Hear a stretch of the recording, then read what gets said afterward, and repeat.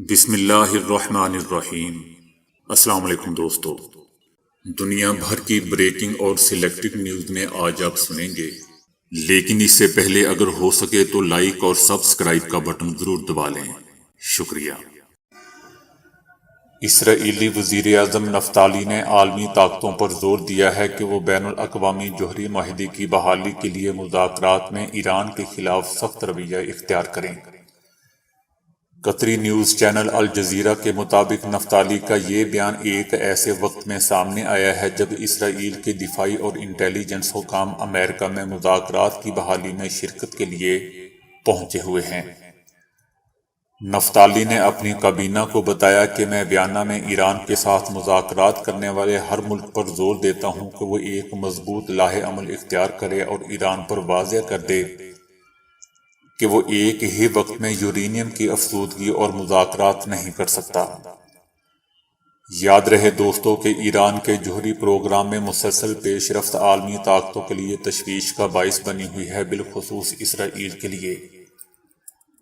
عالمی طاقتیں بیانیہ میں ایران کے ساتھ 2015 کے ٹوٹے ہوئے معاہدے کو بحال کرنے کی امید میں بیٹھی ہوئی ہیں۔ پچھلے ہفتے ایران نے عالمی طاقتوں کو ایک اور سرپرائز دے دیا تھا جب اس نے کہا تھا کہ پچھلے مذاکرات میں پیش کردہ تجاویز کو دوبارہ زیر بحث لایا جائے۔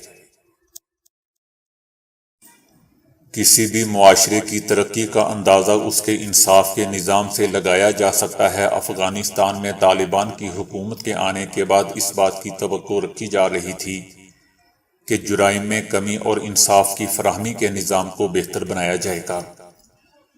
سوشل میڈیا پر ایک پوسٹ شیئر کی جا رہی ہے جس میں بتایا گیا ہے کہ افغانستان کے شہر مزار شریف میں ایک معصوم بچی کو اغوا کرنے والوں کو چند گھنٹوں میں ہی گرفتار کر لیا گیا۔ اس گروہ کو ہاتھ باندھ کر بچی اور اس کے خاندان کے سامنے پیش کیا گیا ہے تاکہ بچی کو انصاف ملتا ہوا نظر آئے۔ ملزمان کو قاضی کے سامنے پیش کرنے کے بعد ان کی سزاؤں کا تعین کیا جائے گا۔ اگلے چند گھنٹوں میں ان کو سزا بھی دی جائے گی۔ یہ سزا بچی اپنی آنکھوں سے دیکھے گی اور یہ سزا پوری قوم دیکھے گی۔ دوسری طرف افغانستان کی وزارت خزانہ نے طالبان امیر ملا ہیبت اللہ سمیت تمام وزراء اور حکام کی نئی تنخواہوں کا اعلان کر دیا ہے۔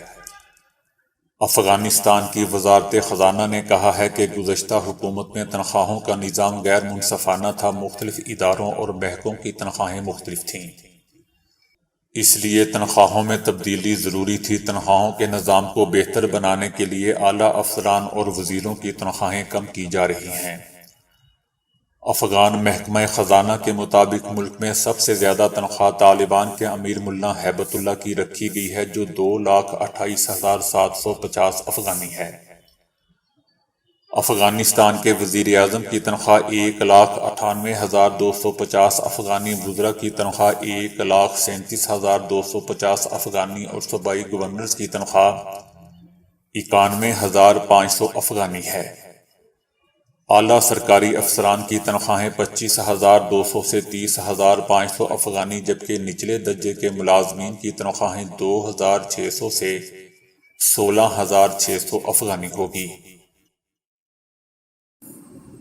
قدرت نے پھلوں میں حیاتیاتی جوہر اور شفا بخشی ہے اور ایسے کمالات سمو دیے ہیں کہ انسانی عقل اس پر حیران رہ جاتی ہے، اور حقیقت یہ ہے کہ طبی نقطۂ نظر سے اکثر اور بیشتر پھلوں میں بدن پروری اور طاقت بخشی کے ایسے حیران کن جوہر پوشیدہ ہیں کہ ان کے سامنے بیشتر دعائیں بھی محض رسمی اور عمومی ہو کر رہ جاتی ہیں۔ ایسی ہی نعمتوں میں ایک نعمت انگور ہے جو انتہائی نادر، لذیذ اور بے مثال قوت بخش پھل ہے، اور اسے صحت اور توانائی اور فرحت بخش مہیا کرنے کے لحاظ سے ایک اچھوتا اور پرکشش پھل تصور کیا جاتا ہے۔ انگور کی بھی کئی اقسام ہیں جو رنگ، حجم اور تاثیر کے لحاظ سے ایک دوسرے سے مختلف ہوتی ہیں۔ انگور کو کچا نہیں ہونا چاہیے کیونکہ کچے انگور میں وہ غذائیت، شیرنی اور قوت نہیں ہوتی جو پکے ہوئے انگور میں ہوتی ہے۔ اگر تازہ دستیاب نہ ہو تو کشمش استعمال کی جا سکتی ہے جو بہت حد تک انگور کا نعم البدل ہے۔ انگور میں carbohydrates, protein, vitamin A, vitamin C, calcium اور آئرن پائے جاتے ہیں جو انسانی صحت کے لیے بہت مفید ہوتے ہیں۔ جن لوگوں کا پیٹ اکثر خراب رہتا ہے ان کے لیے انگور پختہ کا استعمال بے حد مفید ہے۔ انگور دل، جگر، دماغ اور گردوں کو طاقت دیتا ہے۔ لاغری اور کمزوری میں اس کا استعمال مفید ہے۔ پرانے بخار میں انگور کا استعمال مفید پایا گیا ہے۔ انگور کا بکثرت استعمال گردہ کی چربی بڑھاتا ہے، چہرے کا رنگ نکھارتا ہے۔ سینے کے جملہ امراض میں انگور بے حد مفید ہے۔ کھانسی کو ختم کرنے کے لیے انگور کے رس میں شہد ملا کر چٹانا مفید ہوتا ہے۔ جسمانی طور پر کمزور انسان ایک پاؤ شیریں انگور صبح شام کھائے اور رات کو سوتے وقت دودھ میں ایک چمچہ شہد ملا کر پینے سے بالکل صحت مند ہو جائے گا۔ مرگی کے مریض کو انگور کا رس 5 تولہ متواتر 3 ماہ تک دن میں 3 بار پلانے سے مرگی کا مکمل خاتمہ ہو جاتا ہے۔ انگور کا رس 1 چمچہ صبح و شام پلانے سے جن بچوں کے منہ اور حلق میں چھالے پڑے ہوں فائدہ مند ہوتا ہے۔ سخت زکام میں انگور کا استعمال بے حد مفید ہے۔ جو بچے دانت نکال رہے ہوں اگر انہیں 1 چمچہ انگور کا رس روزانہ پلایا جائے تو دانت بالکل آسانی سے نکل آتے ہیں اور سیدھے بھی رہتے ہیں۔ جن چھوٹے بچوں کو سوکھے پن کی بیماری ہوتی ہے ان کو 1 چھٹانک انگور کا رس روزانہ پلانا مفید ہوتا ہے۔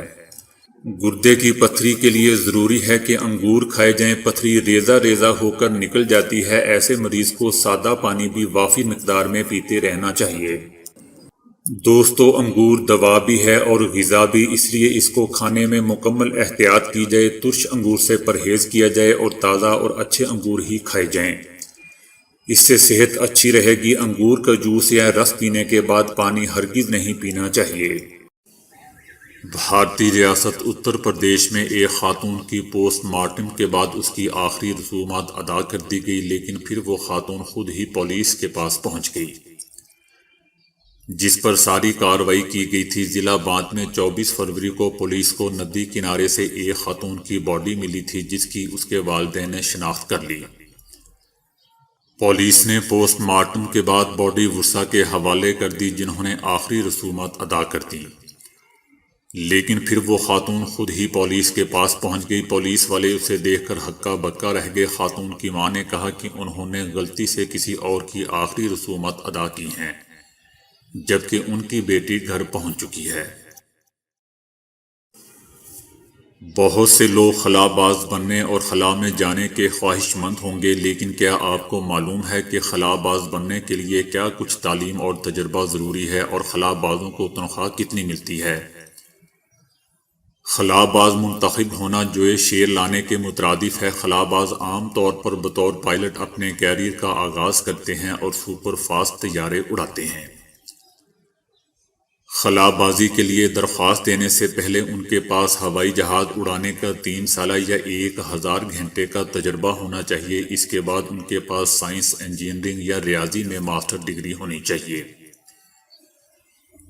اور پھر ایک انتہائی سخت سلیکشن پروسیس ان کا منتظر ہوتا ہے جس میں جسمانی امتحانات سے کڑے انٹرویو تک کے کئی مراحل ہوتے ہیں جن میں سے شاید ہی کوئی گزر پاتا ہے۔ اس کا اندازہ اس بات سے لگا لیں کہ 2017 میں ناسا کو 18,300 لوگوں نے خلا باز بننے کے لیے درخواستیں دی تھیں، جن میں سے صرف 12 منتخب ہوئے تھے۔ خلا بازوں کو گریڈ کے لحاظ سے تنخواہیں دی جاتی ہیں۔ ان کے گریڈ GS 12 سے 13 تک ہوتے ہیں اور ہر گریڈ میں 1 سے 10 تک درجے ہوتے ہیں۔ ابتدا میں درجہ 1 کے پائلٹ کی تنخواہ $66,000 تقریباً 1 کروڑ روپے سالانہ ہوتی ہے۔ جب یہ خلا باز درجہ 10 تک پہنچتا ہے تو اس کی سالانہ تنخواہ $81,021 تقریباً 1 کروڑ 61 لاکھ روپے ہو جاتی ہے۔ تو دوستو، ابھی کے لیے اتنا ہی۔ ویڈیو کو لائک اور شیئر کرنے کا بہت بہت شکریہ۔